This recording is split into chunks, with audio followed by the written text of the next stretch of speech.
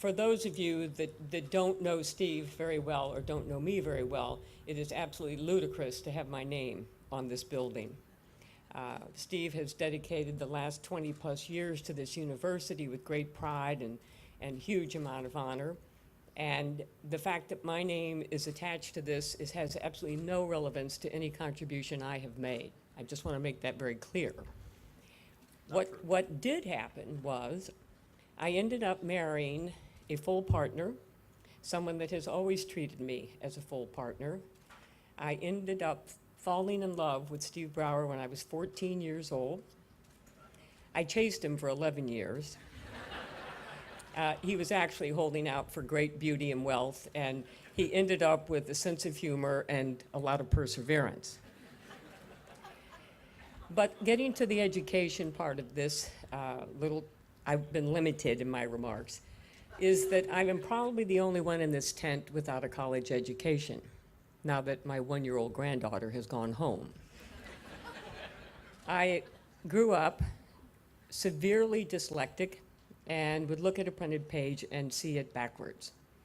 And back in those days, in the 50s, no one knew what dyslexia was, and I struggled for a very long time in academics.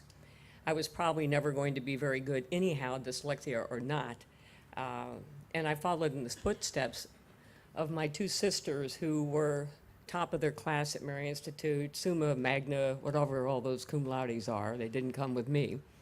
But they all went on to early decision Smith College, and I was lucky to get into a two-year college. I worked very hard, and it sharpened my appreciation for education.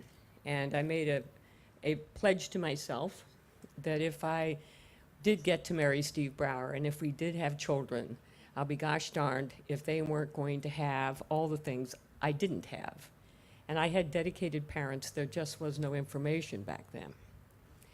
So my kiddos, you've met them all earlier, but they are the centerpiece of our life. They are the biggest accomplishment we have made, and the biggest contribution we will ever make are our three children that are sitting here in front of you today.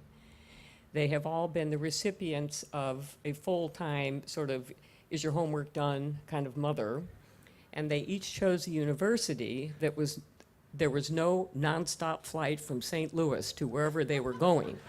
Okay. Actually, I took that as a huge compliment. I'm taking everything as a compliment now.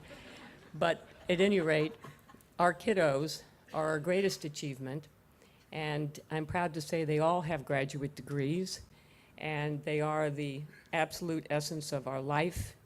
And so I've been very lucky myself. And last night, we were here on campus for a Washington U board meeting. And as I walked through the campus, it was just turning to dark. And there were kids in classrooms at 7 o'clock in the evening.